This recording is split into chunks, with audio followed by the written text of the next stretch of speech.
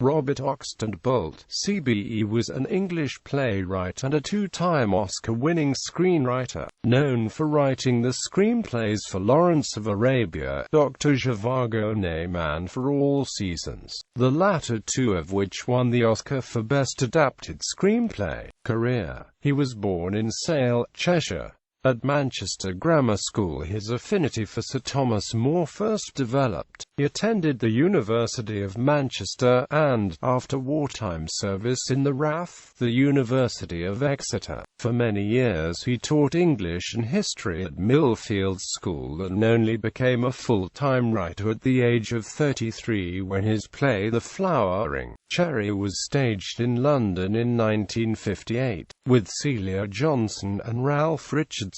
Although he was best known for his original play A Man for All Seasons, a depiction of Sir Thomas More's clash with King Henry VIII over his divorce from Catherine of Aragon, which won awards on the stage and in its film version. Most of his writing was screenplays for films or television. Bolt was known for dramatic works that placed the protagonists in tension with the prevailing society. He won great renown for A Man for All Seasons, his first iteration of this theme, but he developed it in his existential script for Lawrence of Arabia. In Lawrence, he succeeded where several before him had failed, at turning T.E. Lawrence's 7 Pillars of Wisdom into a cogent screenplay by turning the entire book on its head and making it a search for the identity of its author, presenting Lawrence as a misfit both in English and Arab society. It was at this time that Bolt himself fell foul of the law, and as part of the Committee of 100 was arrested and imprisoned for protesting against nuclear proliferation. He refused to be bound over and was sentenced to 1 month in prison because of this. The producer of the Lawrence film, Sam Spiegel, persuaded Bolt to sign after he had served only 2 weeks. Bolt later regretted his actions and did not speak to Spiegel again after the film was completed. Later, with Dr. Zhivago, he invested Boris Pasternak's novel with the characteristic Bolt sense of narrative and dialogue, human, short and telling. The Bounty was Bolt's first project after a stroke, which affected not only his movement, but his speech. In it, Fletcher Christian takes the Lawrence role of a man in tension with his society who in the process loses touch with his own identity. The Mission was Bolt's final film project, and once again represented his thematic preoccupations, this time with 18th-century Jesuits in South America. Bolt's final produced script was Political Animal, later made into the TV movie Without Warning, the James Brady story about the attempted assassination of Ronald Reagan and the struggles of his press secretary, James Brady, to recover from a near-fatal gunshot injury he received in the process. Bolt was initially reluctant to make the film, but after meeting Brady he felt he could relate to Brady's struggles with a cerebral injury. Thus, a lot of his own experiences recovering from his stroke found a way into the script.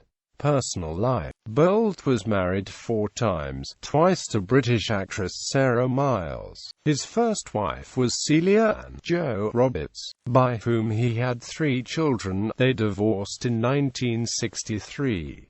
He was married to Miles from 1967 until 1976. Bolt had his 4th child, Thomas, with Miles. In the early 1980s, he had a short-lived 3rd marriage to the actress Anne Queensberry, before remarrying Sarah Miles in 1988, with whom he remained until his death in 1995. He had 4 children, Sally, Ben, Joanna, and Tom. Death. Bolt suffered a heart attack and a stroke that left him paralyzed in 1979.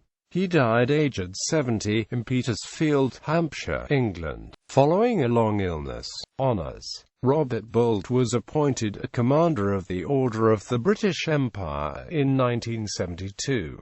Partial list of plays. Bolt wrote several plays for BBC Radio in the 50s, as well as several unproduced plays, so this list is incomplete. Many of his early radio plays were for children, and only a few were adapted for the stage. The Last of the Wine, a play showcasing the reactions of ordinary Englishmen to the advent of nuclear Armageddon, one of Bolt's pet political issues. One of Bolt's radio plays which Bolt tried to adapt to the stage. However, the play was either never performed or performed a few times and then cancelled. Wine has never been published or performed since. First broadcast late March or early April 1955 on the BBC third programme, Mr. Sampson's Sunday. First broadcast by the BBC Home Service and reviewed by J.C. Truind in The Listener the 21st of July 1955. The Critic and the Heart, Bolt's first professionally produced work. It involves Winifred Blazer, a middle-aged spinster whose life is ruined by the arrival of a mean-spirited art critic. It was a very modest success, with a 2-week run at the Oxford Playhouse. Bolt was never satisfied with this play, and later rewrote it, retitled Brother and Sister, in a version produced in 1967 with Flora Robson. The Drunken Sailor, broadcast on the BBC in March 1958 and reviewed in The Listener by Roy Walker the 20th of March 1958. Flowering Cherry concerns a middle-aged man, an insurance salesman dissatisfied with his life who retreats into his fantasies of owning a cherry orchard. His erratic behavior alienates family and friends and threatens his financial ruin. Ran on the West End starring Ralph Richardson and Celia Johnson to success but mixed reviews. Many critics felt it too closely resembled Arthur Miller's Death of a Salesman, and had a brief but unsuccessful run on Broadway starring Hiller and Eric Portman. The Tiger and the Horse. This play is the first of Bolt's to develop his themes of individualism, society, authority, and politics. It concerns an aging college professor, John Dean, who is running for vice-chancellor of a prestigious university, but finds his election undermined by his daughter's love affair, a political petition, and his wife's deteriorating mental state. The play starred Michael and Vanessa Redgrave, among others, and was directed by Frith Banbury. A Man for All Seasons involves Sir Thomas More's conflict with Henry VIII over the latter's break with the Catholic Church. Adapted from a radio play Bolt had written in 1954, it is generally regarded as Bolt's finest work, and certainly his most successful. The BBC production was reviewed in The Listener on the 5th of August 1954.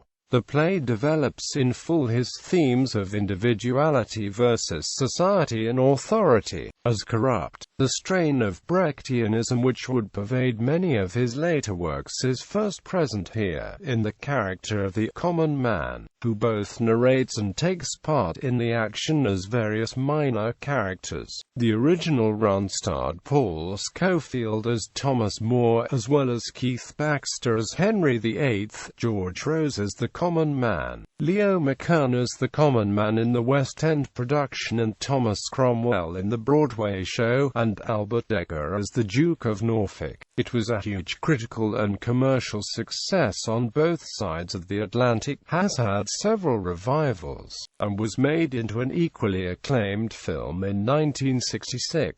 Gentle Jack, an unusual work by Bolt, a comedy contrasting humanity's material world with nature. A banker, Jacko, is sent to the countryside on vacation, and becomes influenced by a nature spirit who convinces him to abandon his office life and live in a state of nature, indulging in base pleasures such as murder, sex, and general mischief. Jacko, however, is torn between his desire to inhabit both the natural and logical worlds. It was one of Bolt's few unsuccessful plays. Bolt, who considered the play his best work for the stage, regretted this, feeling that perhaps he had not articulated his points well enough. enough. The play starred Kenneth Williams, Michael Bryant, Sian Phillips, Edith Evans, Timothy West and Bernard Kay. In its run, the play has not been professionally produced since. The Thwarting of Baron Bolligrew, a children's play involving a heroic knight, Oblong Fitz Oblong, sent to slay a vicious dragon on a faraway island, leading him to face off with the crooked Baron Bolligrew, who controls the island, and an evil wizard he recruits to help him. The work contains many of Bolt's favorite themes of integrity and honor, as well as Brechtian devices which fit naturally within the story's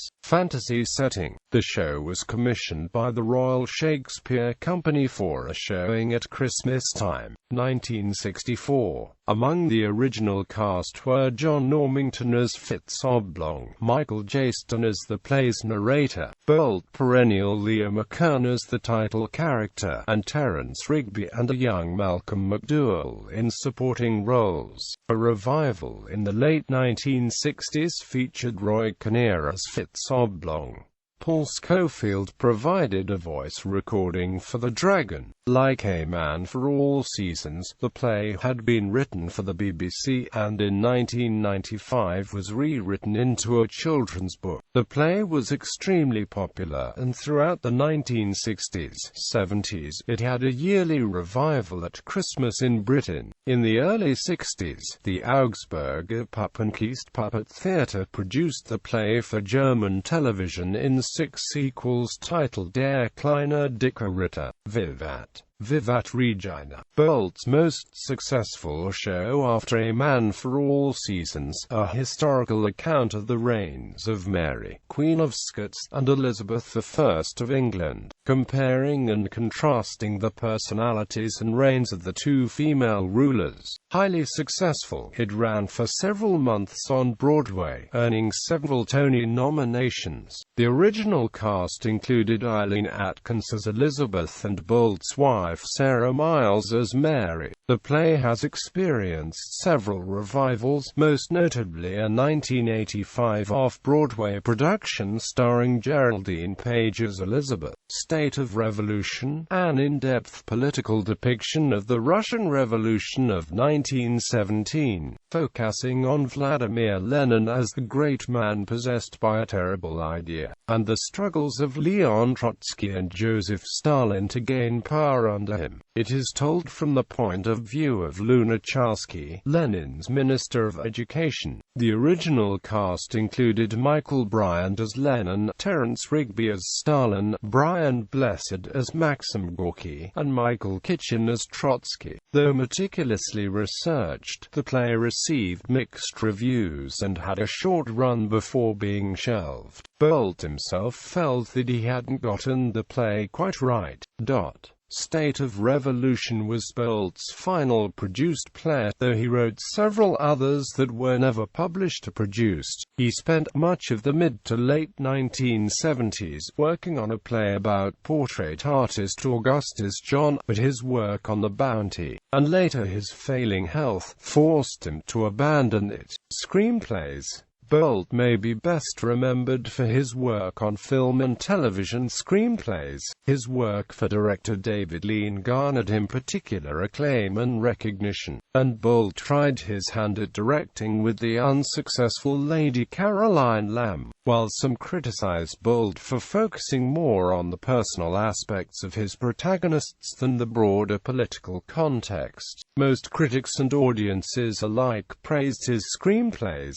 Bolt won 2 Oscars, 2 BAFTA awards, and was nominated for several others. Lawrence of Arabia, despite disputes between Wilson and Bolt over who contributed what to the script, Bolt provided most of the film's dialogue and the interpretation of the characters, while Wilson provided the story and outline. Wilson was uncredited, and Bolt alone was nominated for, but did not win, an Academy Award. Bolt and Lean refused to recognize Wilson's contribution to the film, and Wilson was not credited until 1995. Dr. Zhivago. Bolt won an Oscar for Best Adapted Screenplay, A Man for All Seasons. Bolt won the Oscar again, adapting his own play to the screen.